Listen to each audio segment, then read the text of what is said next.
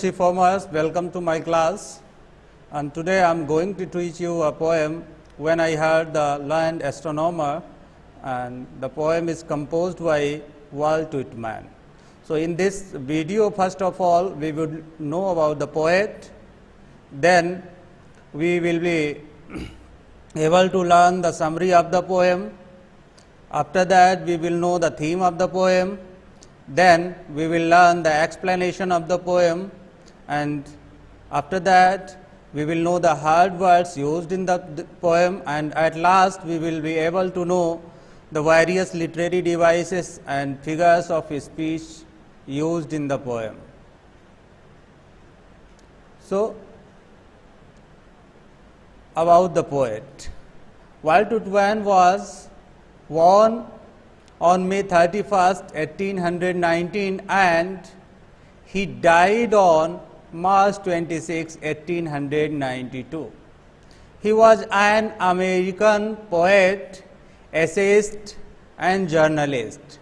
He was one of the most literary figures of America. He is called the father of free verse.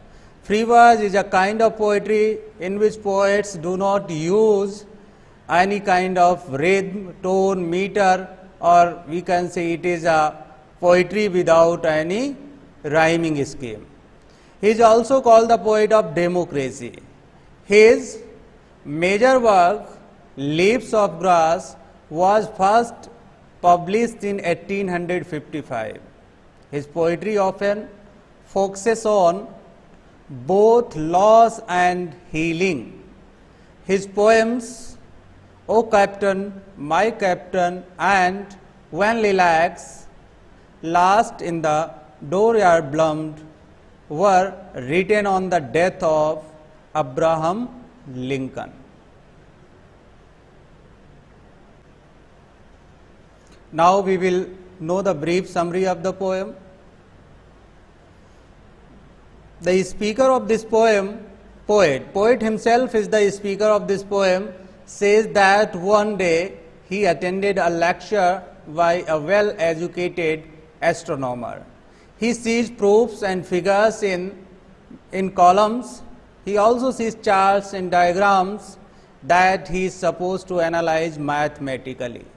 At the end of the lecture, everyone except speaker applauds the astronomer. Everybody who was present there, all of them were very happy, but poet was not happy at all to listen to the lecture of that astronomer. The speaker does not feel good, means poet does not feel good. He was very upset, he was very exhausted, he feels sick and tired. When he comes outside of the lecture room, he looks up into the sky. At length he is able to recognize and understand the magic.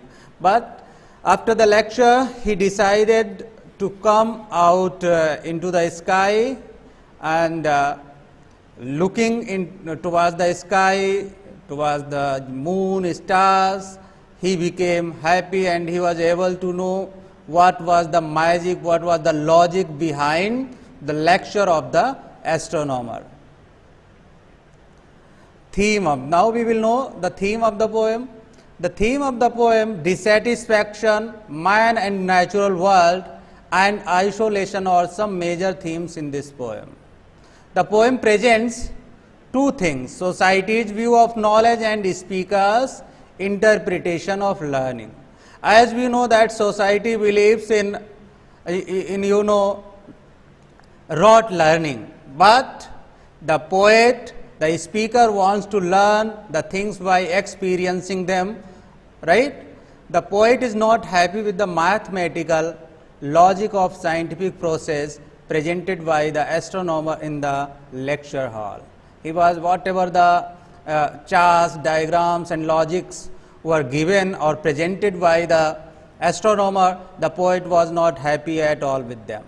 Although astronomer explains all the data of the real world in a quite impressive way, even the astronomer presented everything in a in a very impressive way, and very effective way, but the poet was not happy at all because he was not able to understand his logic.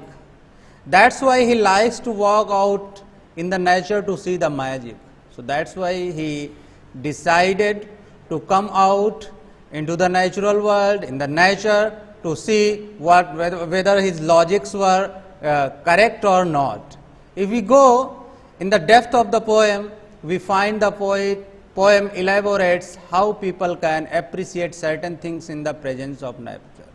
If we definitely go into the depth of this poem, we will be able to find that nature definitely tells us something different from the classroom.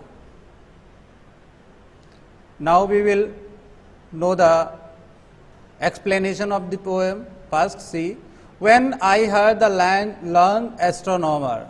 Astronomer means the scientist who does the study of stars, planets and other objects present in the space. When the proofs, the figures were arranged in the columns before me, when I was shown the charts and diagrams to add, divide and measure them. When I sitting heard the astronomer where he lectured with much applause in the lecture room. Learned means well educated. Astronomer means, as I have told you, a scientist who studies stars and planets. Proofs means evidences. Applause means appreciation. Ranged in columns means everything which he has, he put them into the order. Now see the explanation of this stanza, this text. The poet says that one day he gets a chance to listen to the lecture by a well educated astronomer. One day he was able to get the opportunity to attend the lecture. The lecture was given by well educated, famous astronomer. The astronomer presents evidences and figures in the columns before the poet and audience. Everything, all the things means figures, proofs, evidences, and with logic he had presented everything before the poet as well as the audience. The poet says that the charts and diagrams were also shown to him. As soon as the astronomer delivered his lecture, the lecture hall echoed with appreciation and applause. As the people, the audience listened to the lecture of the astronomer, everybody was very happy. They applauded him, they appreciated him. The audience was quite happy and satisfied listening to the lecture, and listening to that lecture everybody was feeling happy, satisfied, contented. Now we will know the explanation of the next 4 lines. How soon unaccountable I became, tired and sick, till rising and gliding out I wandered off by myself in the mystical moist night air, and from time to time looked up in perfect silence at the stars. Now first of all we have to look for the difficult and hard words. Unaccountable, inexplicable, gliding, sliding, mystical, having or inspiring or fascination, moist, humid, perfect, absolute. Now we will know the explanation of these lines. But very soon the poet became sad and dejected, while on the other hand everybody was very happy listening to the lecture of the poet, lecture of the astronomer, but the poet was not happy at all. He was feeling quite exhausted, unhappy and dejected. Boredom had surrounded him. He became quite bored. He was feeling quite exhausted and sick. Therefore, he decided to get up and walk out the lecture hall. He felt fed up of that lecture, so he decided to come out of that lecture hall. he looked towards the sky and observed the stars silently. He began to look toward the sky and he observed everything silently. He became inspired and fascinated by the sight. Looking toward the sky and moon and stars, he became very happy and satisfied. He was fascinated towards them. A kind of inspiration came into his heart. He was able to understand the magic. Now the things which were logics which were presented by the astronomer, he was able to learn them. He was able to know about them. Now we will learn the various literary devices used in this poem. So first of all, we will know about anaphora. Anaphora, it is a literary device. It refers to the repetition of a word or phrase at the beginning of successive clauses. Example, here in this these lines you can see this word when I has been repeated in all the 4 lines. When. So this is an anaphora. Anaphora means repetition of any word or phrase in the beginning of successive clauses or line. Now imagery. Imagery is also a literary device, a figure of speech.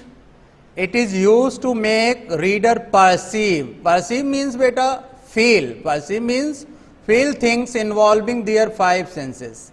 Means imagery means when any text appealing to any of our 5 senses. So this is an imagery. Examples: when the proofs, the figures were arranged in columns before me, when I was shown the charts, diagrams to add, when I sitting heard astronomer, he lectured with much applause in the lecture room.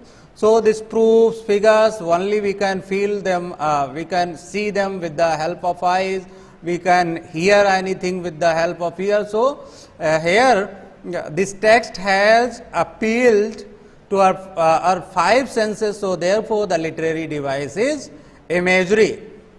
Next literary device is assonance. And assonance refers to the repetition of vowel sounds in the same line.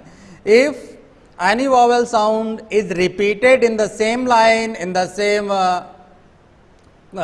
phrase or clause, so this is assonance. For example, you can see when I heard the learned astronomer. Here you can see EA is repeated. So this gives a vowel sound. This is a vowel sound. So the literary device is assonance. Similarly, rising and gliding. Here you can see I vowel and vowel sound is repeated. So the literary device is assonance. Similarly, consonance. A consonance refers to the repetition of consonant sound in the same line in quick succession. In the consonance, the consonant sound is repeated in the same line. Here you can see when I heard the learned astronomer. Here this R is repeated in heard, learned and astronomer. So the literary device is consonance. Similarly, when I was shown the charts, diagrams to add, divide and measure them. So charts, you can see sha. Yes sound is repeated in charts and diagrams. So the literary device is consonance. Similarly, alliteration, repetition of consonant sound or letter at the beginning of 2 or more words in the same line. In my previous video, and when I had taught you the first poem, there was also the alliteration. Here you can see the examples of alliteration. In the mystical moist, in the mystical moist, night and from time to time. Here I am is repeated in mystical and moist. Similarly, time to time. So ta is repeated. So therefore the literary device is alliteration. Now the next one is enjambment. Enjambment, continuation of a sentence without any pause. So if you will observe this poem, you will find this poem has been written in a one sentence, single sentence. Poet has used full stop at the end of this poem. So this poem is written in the literary device which is known as enjambment. The last one is hyperbole. Hyperbole refers overstatement or exaggeration for the sake of emphasis. Poets, authors use this literary device to create overemphasis on the readers. Here you can see, till rising and gliding out I wandered up by myself. So gliding word refers to the to this hyperbole, because the poet cannot glide from the lecture hall. So this is all about the poem. I hope you will definitely understand this poem. Thank you very much.